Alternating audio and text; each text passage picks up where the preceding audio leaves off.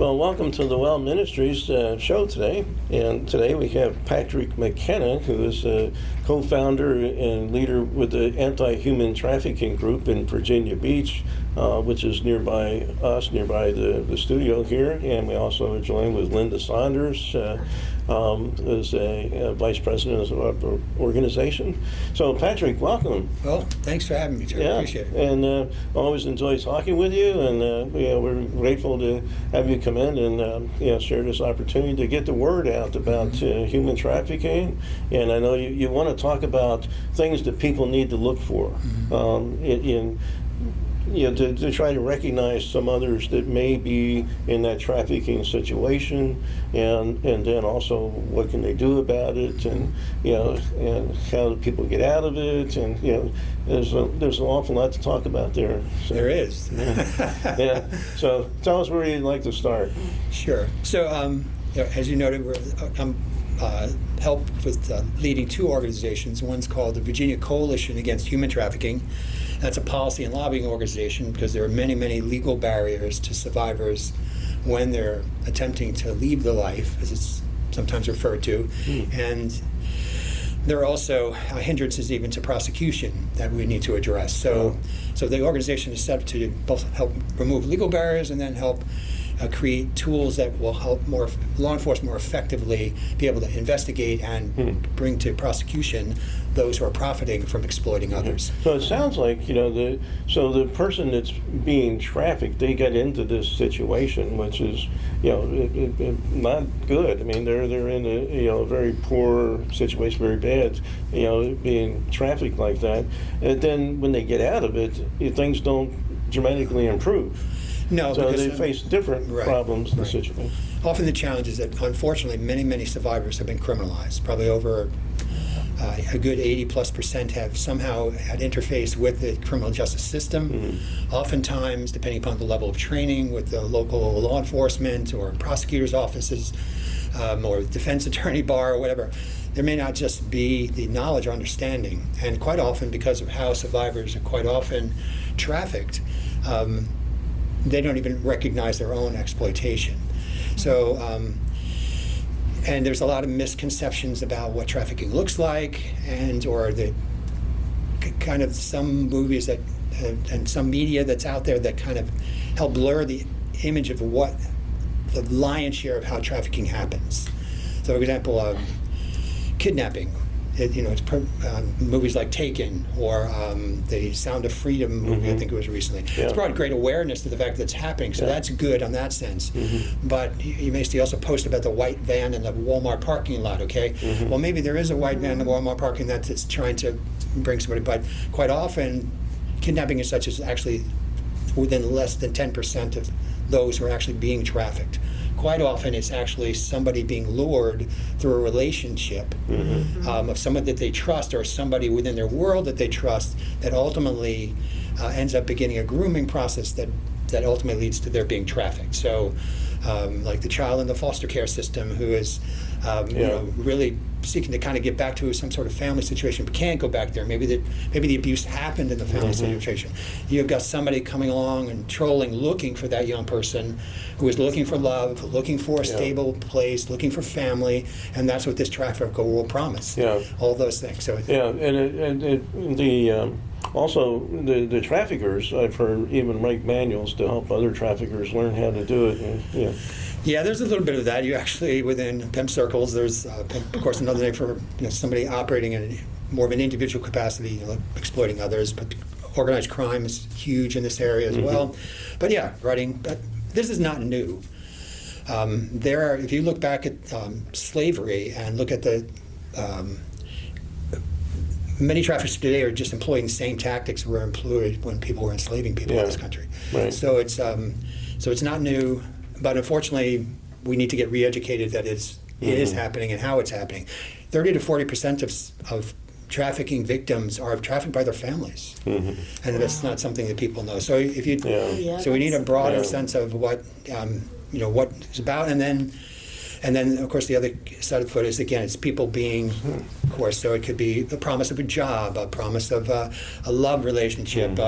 Just, it could be, you might have a young lady or a young man who's on the internet, just had a fight with their boyfriend, or they fight with their parents, and you get somebody trolling, looking for that person, and saying, I understand. Your parents don't understand anything. I get it. I get what you're looking. So there's human trafficking.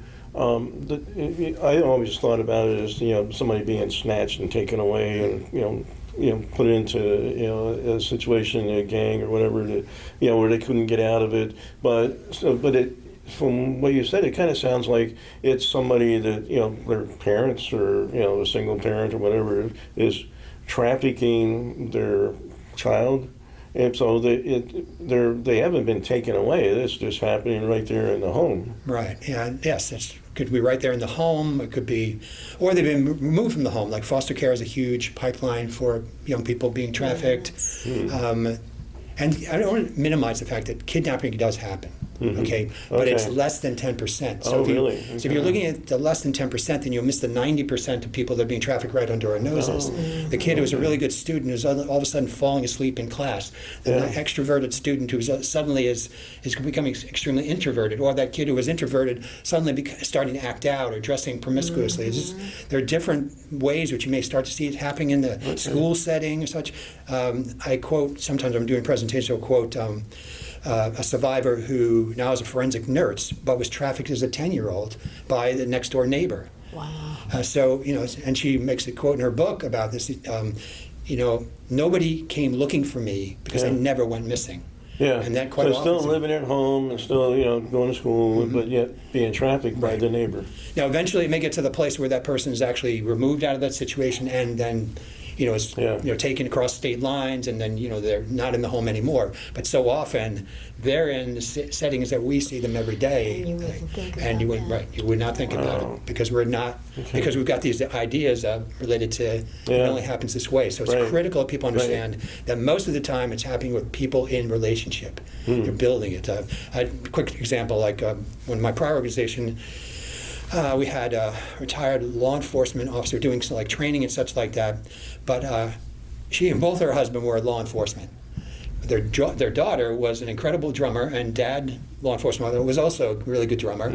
So this young lady reached out to her about this new female band that's being raised, middle of the country, and saw a video of her and just wants her to come out and join this band, be the drummer for this band. And mother, if dad's all enthused, but mom says, well, why don't you ask this person and tell them that your parents are both in law enforcement, and they'd kind of like to meet you and find out more information about this band before you go anywhere. Click. Wow. Right. Nothing there. So, so it's that kind of thing. A young lady within our region a number of years ago now, but it's not atypical. Get somebody corresponding with them. You're beautiful. See them online. You're beautiful. You should be a model. I have this modeling agency, and I can get you set up. I can introduce you to the right people. And this young lady ends up believing. Mom actually sees a text thing and tells this person, "Don't contact my daughter anymore." Next day, the daughter's gone, and leaves a message. I've got food, I've got clothing, I'm okay, don't worry about me. Well, fortunately for that young lady, that Florida agency never did materialize, but she managed to somehow get to a phone in Wisconsin to make a call that, in fact, she was not being modeled, but she was being trafficked. Wow. That's more the unusual thing, but people need to understand that's how it happens, so that it's those relational things that can quite often lead to trafficking. Okay. Wow.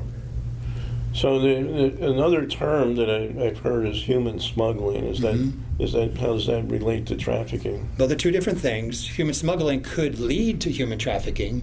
Smuggling is the flaunting of, well, I don't say flaunting, it's probably the best word for somebody being trafficked, but for somebody, say, who's coming to our country trying to get a better life, and they pay somebody smuggled in. Right, they pay somebody to bring them in with the promise that maybe there's a job on the other end of that. Okay. But when they get here, there's no job on the other end of that. And it may convert the smuggling into trafficking. They have to pay off that So they find fee to get into the country. Correct, right. Labor trafficking can then very easily flow out of that. Sex trafficking can very often happen. But the initial act itself smuggling is different. Okay, so there's volition technically with that person with being smuggled, with the person being trafficked. Yeah. The volition's been removed. Well, suppose, in the neighborhood, where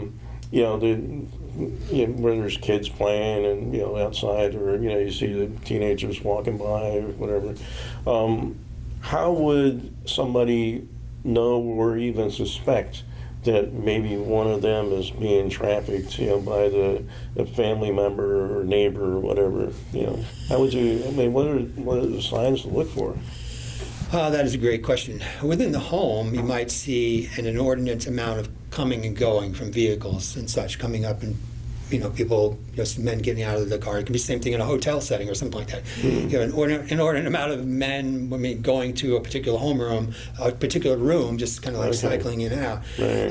If you're in staff of hotel, this person's got tons of towels that are going through. Request for that's probably kind of a good sign that this person's potentially being trafficked, because they're showering after every sexual encounter, because they're trying to wash themselves clean. They're trying to get rid of the stain of it and everything. So in that home setting, for example, sometimes it's just being diligent and watching a pattern. We had one woman call our organization that sitting by her window, she noticed that across the street, one of the homes in a cul-de-sac, there was, at the same time every day, a car would pull up in the driveway. Young women would get out, dressed one way, appropriate for school, and come out of that home not long after that, dressed totally differently from that. You might go, okay? Right. And she began to think, there's something wrong with this equation. So she called us, and we were able then to connect with law enforcement connections to begin to have something happen. But sometimes it'd be just that. Or like I say, you're noticing something about that child, that formerly extroverted child is suddenly acting very, very introverted. Now, it may not be trafficking, it may be child abuse, it may be just the kid's going through a rough time, but if it seems to be kind of a pattern of a Big change. then you really do want to start doing a little more investigating about what may be going on. But it's that idea that some pattern out of the norm to what you would be seeing is what you're kind of looking for. So in that case, like the woman, watching that home. Very early on in this thing, I was watching, my wife and I were driving down Battlefield Boulevard, and there was a Chinese restaurant that used to be there. It's not there anymore, got torn down.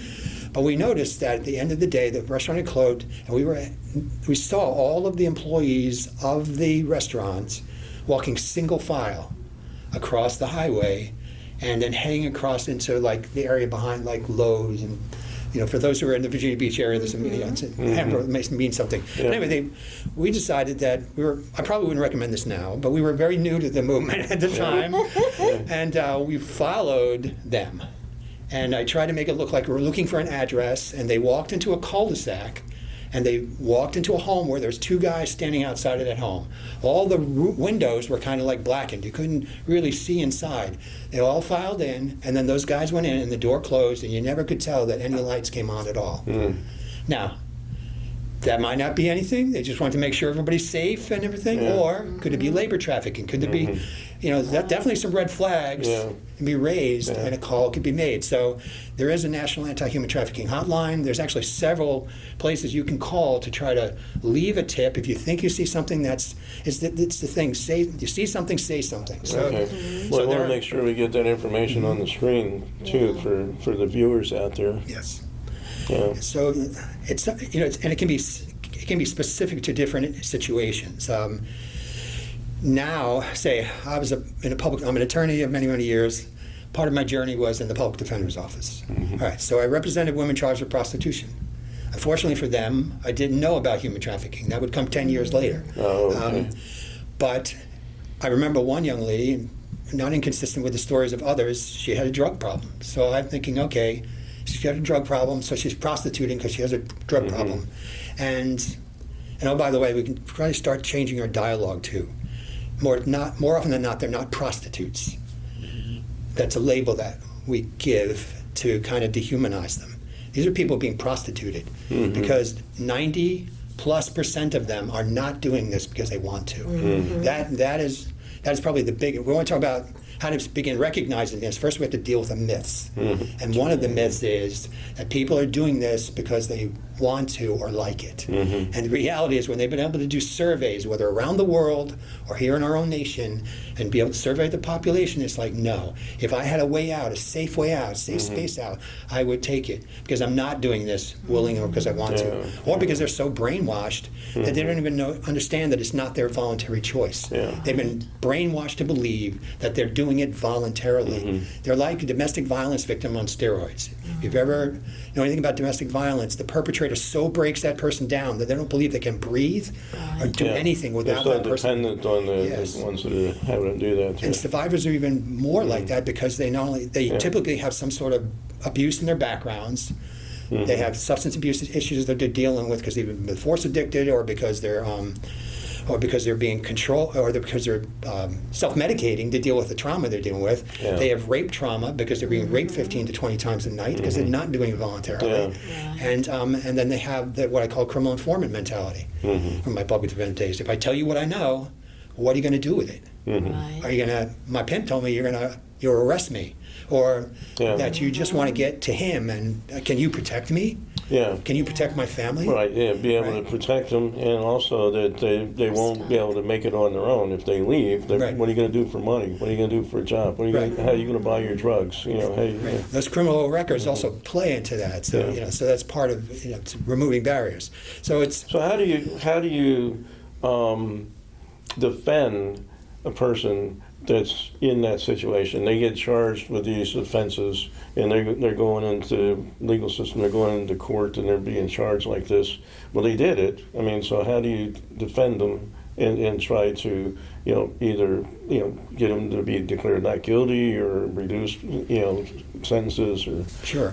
Well, that's part of an education issue. So it's educating prosecutors, it's educating judges, it's educating criminal defense bar, and that's part of what our organization do is to get to those people, to get them trained, to help them to see themselves. For example, one judge stopped in the middle of a sentencing hearing and saw the now defendants, survivors, criminal history, and saw a number of prostitution charges. Looked at the attorney that was representing her and said, you need to contact this organization and have this woman evaluated for human trafficking. And so her trajectory, instead of going into jail, she got directed into a program. Whether or not she should have gotten the guilty finding, well, I think this was a probation violation. So she had already gotten the guilty. Oh, right, but it was a question of now, what do I do with this person? Yeah. Do I stick him in jail because she used drugs again, or do I get her help? Well, she got help because the judge had some education. So it's critical that in every sphere, whether it's medical, because there are different scenarios that people, 80+% of survivors end up in a medical emergency room at some point, and they're being trafficked. And so those people, the nurses and the doctors and the intake staff, they need training to know what to look for and how to interface. When you say survivor, you mean so they lived through it, or they got out of it at some point? They did it and they survived and they got out. Yeah, that's what we're talking about, and they maybe go back in, because it's a vicious cycle to kind of break it, because there's so many factors, which unfortunately we'll probably get into all of them today. But there's it's a kind of a vicious cycle because of the criminalization that happens to them. Then their criminal records keep them from getting resources that they need. Yeah, I haven't even thought about that aspect, because they are forced to do illegal things, whether it's sell drugs or whatever. And So do sell them, really- yes. You're not willingly doing it, and if Exactly. you don't do it, something worse is going to happen to you. You're going to get beat up, or really thought about that. and they can't. How are you going to?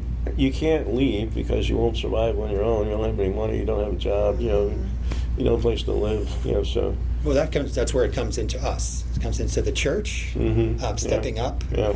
There's a term, when I first started working in anti-human trafficking and connecting with different people, a advocate said, well, we have this term in East Africa we call it Ubuntu. My apologies to Uganda if I butchered that.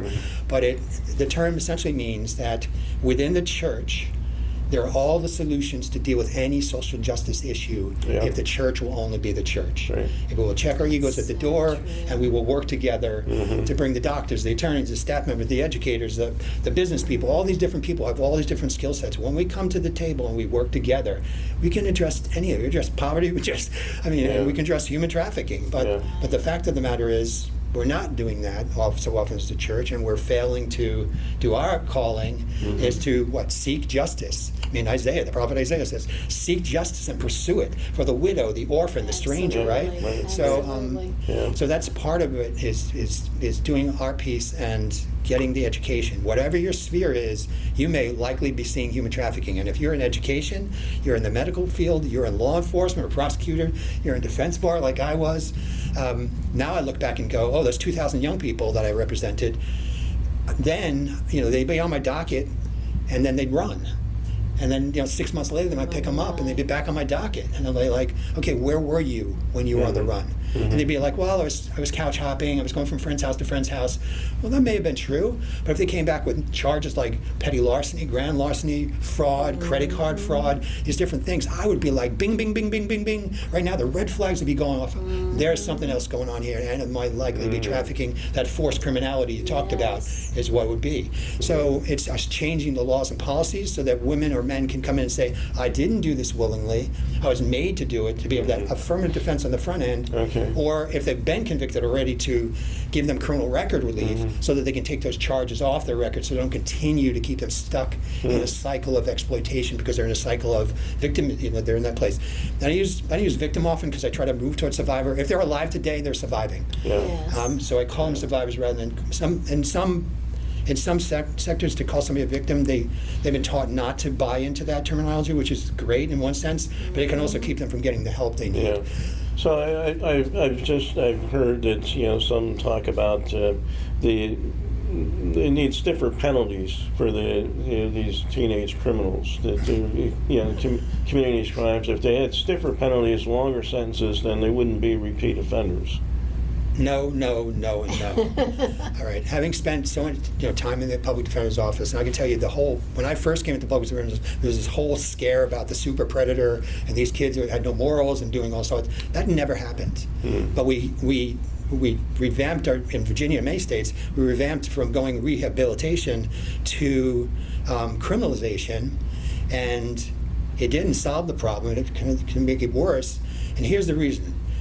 It's probably, I don't know if it's still true, but my statistics back then were, you spend $1 on a juvenile on rehab and resources, 8 out of 10 of them do not go on into the system. Once they get to be adults and then you introduce them in the adult system, it reverses. You can spend $1, but 8 out of 10 of them are going to stay in the system because they've learned.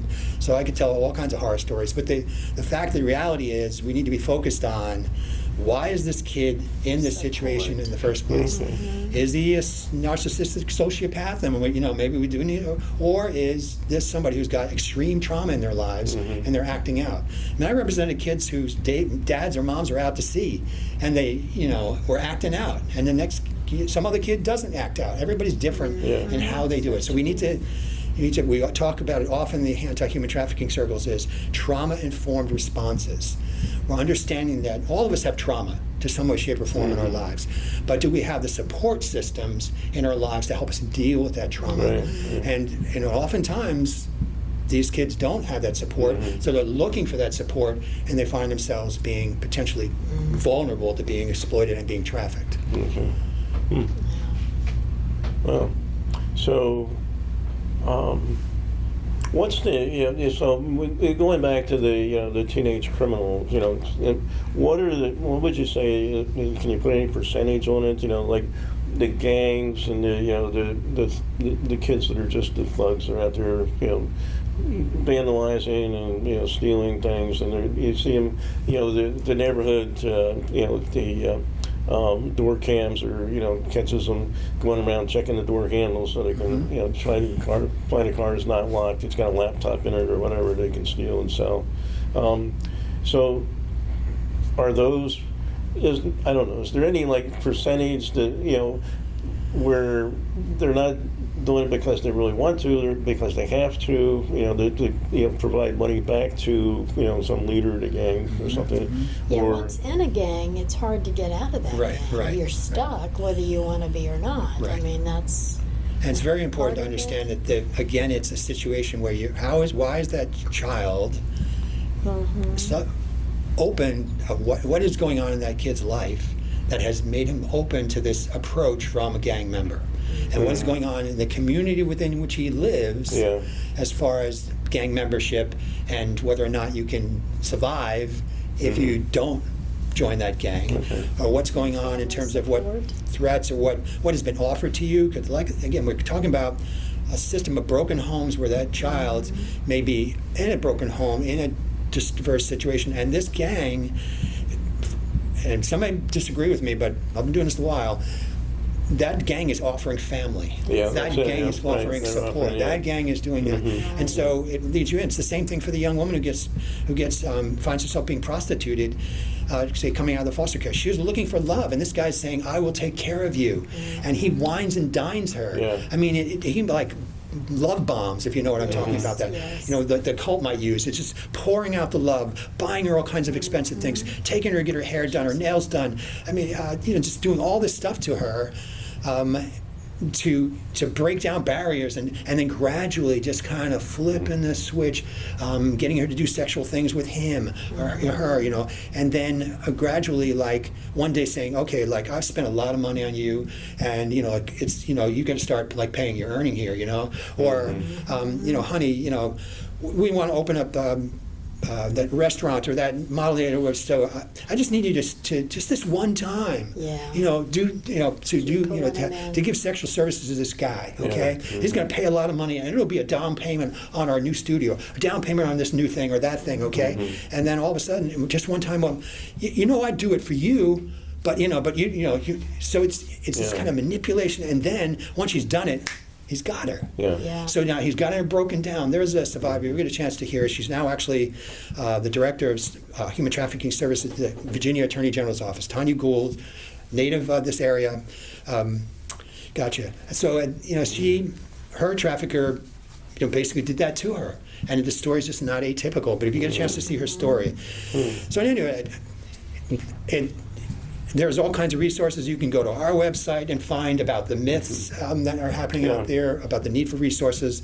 But I would just say this, a lot of times people feel overwhelmed with the whole situation. Like, what can I do? It's so big, millions, billions of dollars, millions of people being trafficked. And I say, we break it down to the one. Nobody can do everything, but everybody can do something.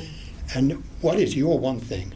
My daughter was a sophomore in high school, wrote a paper about human trafficking. She introduced to her attorney dad to critique, and that's when I learned about human trafficking. And because of that, an organization was started.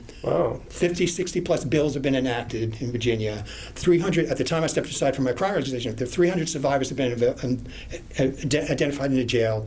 One person's action creates tremendous ripples. Do something. Yes, do something. And there is something that everybody can do. Just go on a site and learn more about the myths. So you're not believing them. So it's next time you hear somebody telling a myth, you can go, no, that's not true. And with that, you've educated a person and moved the issue forward. Wow.